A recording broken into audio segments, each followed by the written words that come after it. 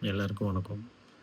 ஆக்சுவலா வந்து இந்த உலகத்திலேயே ரொம்ப பாவப்பட்ட மனிதர்கள்னா விவசாயிகள் தான். அது உலகத்திலேன்னு சொல்ல முடியாது. தமிழ்நாட்டுலன்னு சொல்லலாம்.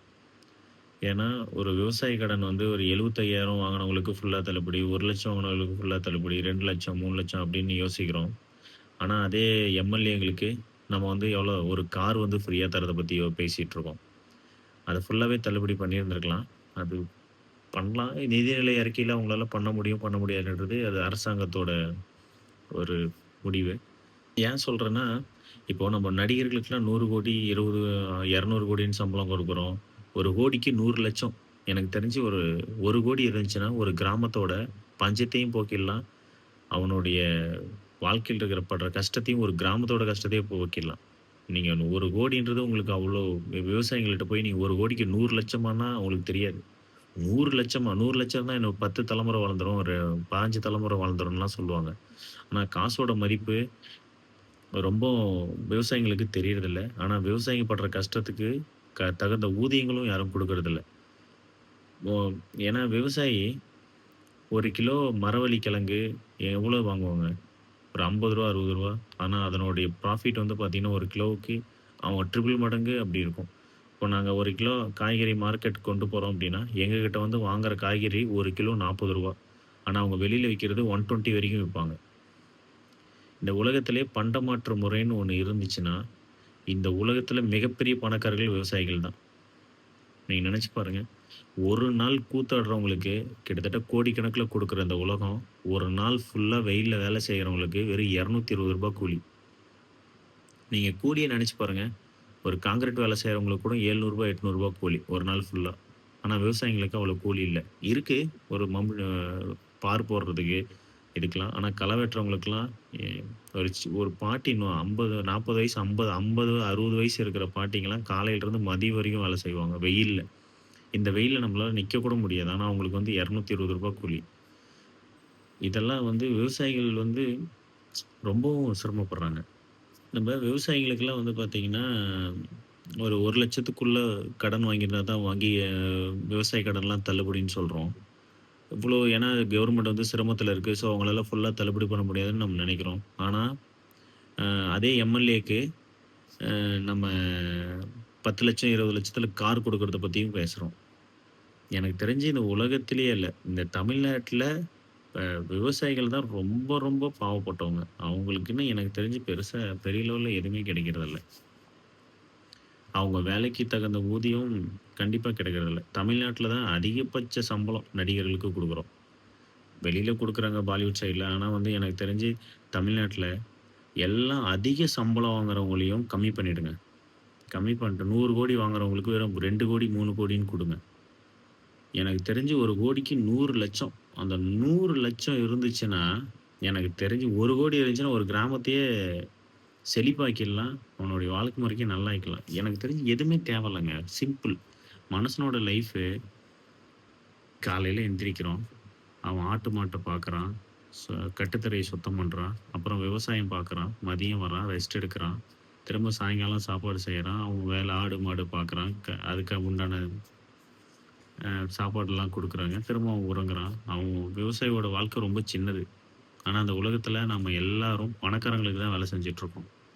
அவன் சூப்பர் ஸ்பெஷாலிட்டி இ தியேட்டருக்கு போறதுக்கும், அவன் போடுற ஷூக்கும், அவன் போடுற பேண்ட்டுக்கும், அவன் போடுற பர்ஃப்யூம்க்கும் இதுதான் வேலை செய்றோம். நகரத்தில இருக்கவனுக்கு தான் வந்து தேவைகள் அதிகம்.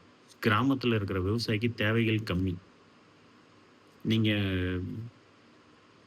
ஒரு எம்.எல்.ஏ.க்கு 1 கிட்ட சேலரி குடுக்குறோம். ஒரு போலீஸ் அதிகாரிக்கு சேலரி அதிகம். ஒரு கவர்ன்மென்ட் ஸ்கூல் டீச்சர்ஸ்க்கு எவ்வளோ சேலரி? ஒரு எம் ஹாஸ்பிட்டலோட டாக்டர்ஸ்க்கு எவ்வளோ சேலரி? இதெல்லாம் பாருங்க. இத விட சினிமால நடிக்கிறவங்களுக்கு அதிகம். இந்த நாடு நாசமா போனதுக்கு மிக முக்கிய காரணம் மீடியா தான்.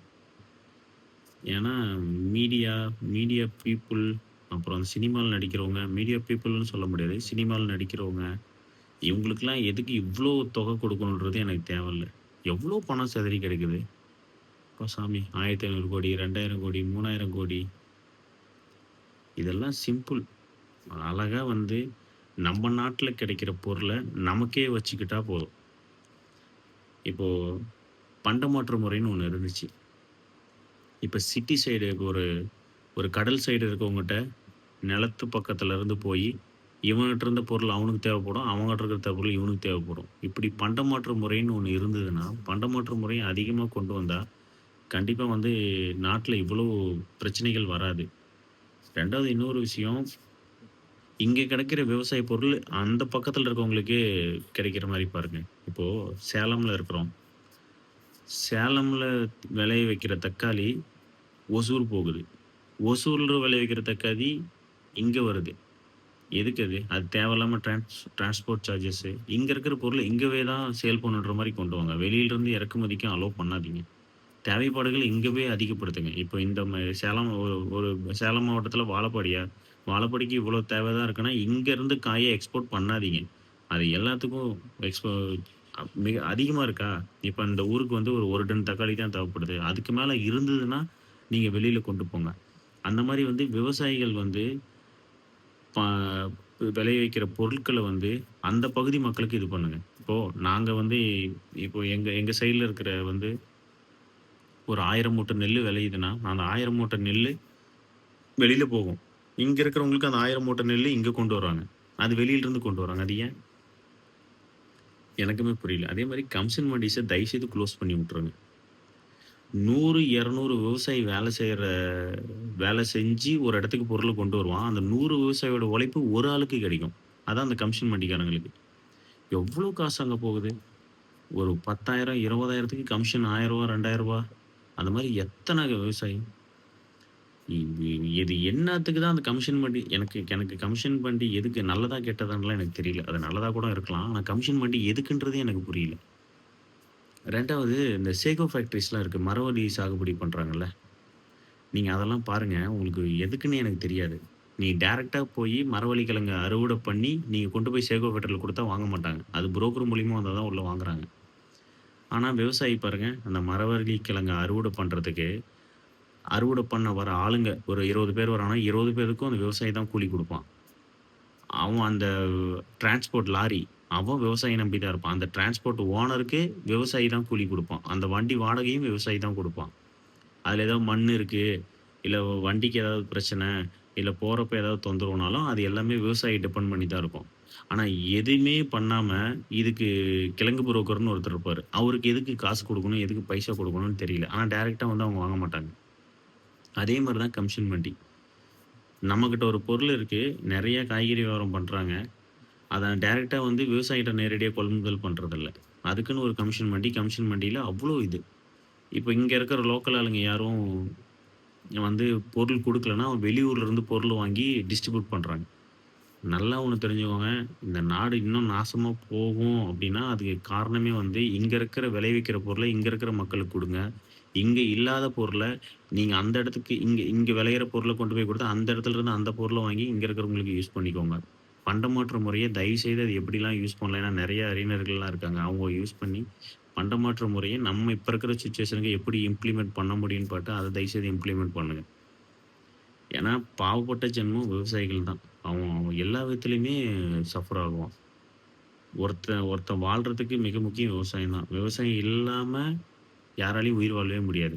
நகரத்துல இருக்கவங்க கூட அவன் சாப்பிடணும்னா நமக்கு சாப்பாடு வேணும். ஆனா விவசாயி வந்து பார்த்தீங்கன்னா, ஃபோன் வேணும், தியேட்டர் வேணும், நான் எங்கேயாவது ஊருக்கு சுத்தணும் அப்படின்றதெல்லாம் விவசாயிக்கு தேவையே இல்ல. எனக்கு தெரிஞ்சு இப்ப இருக்கிற ஜெனரேஷன் மாறிட்டாங்க. இதுக்கு முன்னாடி இந்த ஜெனரேஷன்லாம் வந்து ஊட்டி, கொடைக்கானல் கூட பெருசா பார்த்ததில்ல. ஈவன் எங்க அப்பா, அம்மா நான் நான் இதுவரைக்கும் ஊட்டி, கொடைக்கானல் கூட போனதில்ல. அதான் என்னன்னா, அதுக்கான தேவைகள் இல்ல. ஒரு 30, 40 வயசு ஆச்சு. ஆனா, இப்ப இதுக்கப்புறம் வர 30, 40 வயசு ஆகுற பசங்கலாம் வந்து எல்லாத்தையுமே சுத்தி இருப்பாங்க. எல்லாத்தையுமே ஒரு பெரிய எப்படின்னா, ஒரு விமானத்தில போயிருப்பாங்க, ட்ரெயின்ல போயிருப்பாங்க. அவங்களுக்கான இவ்வளோ தூரம் கஷ்டப்பட்டுமே அவங்களுக்கு பெருசா ஒண்ணும் கிடைக்கிறதில்ல. முதல்ல இந்த அதிகமா சம்பளம் குடுக்குறத எல்லாம் ஸ்டாப் பண்ணுங்க. இந்த ஆக்டர்ஸ்க்கு வந்து 100,00,00,000, 200,00,00,000 அப்பா சாமி! அதே மாரி ஒரு ஒரு மருத்துவருக்கு வந்து எக்ஸ்ட்ரா அலோவன்ஸ் குடுக்குறாங்க பாருங்க. ஒரு கவர்ன்மென்ட் ஸ்டாஃப்ஸ்க்குலாம். ஐயோ சாமி! அதெல்லாம் எதுக்குன்னே தெரியாது. அதே மாரி ஒரு கிரிக்கெட் விளையாடுறவங்களுக்கு, ஸ்போர்ட்ஸ்ல இருக்கவங்களுக்கு, அது எல்லாத்துக்கும் ஒரே இம்பார்ட்டன்ட் குடுங்க. ஒரு கிரிக்கெட் விளையாடுறான்னா, அதே ஊதியம் வந்து கபடி பிளேயருக்கு குடுங்க, ஹாக்கி பிளேயருக்கு குடுங்க. ஒருவேள அந்த கிரிக்கெட்டோட பிசிசிஐ வந்து ரொம்ப வசதியானதுன்னா அவங்க குடுக்கலாம். அந்த மாரி எல்லா ஸ்போர்ட்ஸ்க்கும் குடுங்க. அந்த அந்த சம்பளம் தயவுசெய்து சம்பளத்த எல்லாம் குறைச்சுட்டு, விவசாயிகளுக்கு தயவுசெய்து இது பண்ணுங்க. 100,00,00,000 இருந்துச்சுன்னா, சேலம் மாவட்டத்தில இருக்கிற எல்லா வில்லேஜும் வசதி ஆயிடுவாங்க. எவ்வளோ சிரமப்படுறாங்க விவசாயிகள்லாம். இப்ப அது இல்லாம லோக்கல்லலாம் அதிகமா வட்டிக்கு விட்டு, இதில அதில போய் மாட்டிக்கிட்டு, இதெல்லாம் ரொம்ப சிரமம். நீங்கலாம் ரூ. 1,00,000க்கு ஒரு நாளைக்கு ரூ. 500 வட்டி, ரூ. 1000 வட்டி, அந்த மாரிலாம் வாங்கி விவசாயி வந்து அவன் சம்பாரிக்கிற காசெல்லாம் வட்டி கட்டியே வாழ்றான். அதெல்லாம் ரொம்ப கொடுமையான விஷயம். ஒரு விவசாயி வந்து கஷ்டத்தில இருக்கிறப்ப, அந்த கஷ்டத்த யூஸ் பண்ணி நெறைய வட்டிக்கு பணம் குடுக்குறது, இதெல்லாம் வந்து யூஸ் பண்ணிக்காதீங்க. அதெல்லாம் வந்து ரொம்ப தப்பான விஷயம். எல்லாமே நாசமா போயிட்டுருக்கு.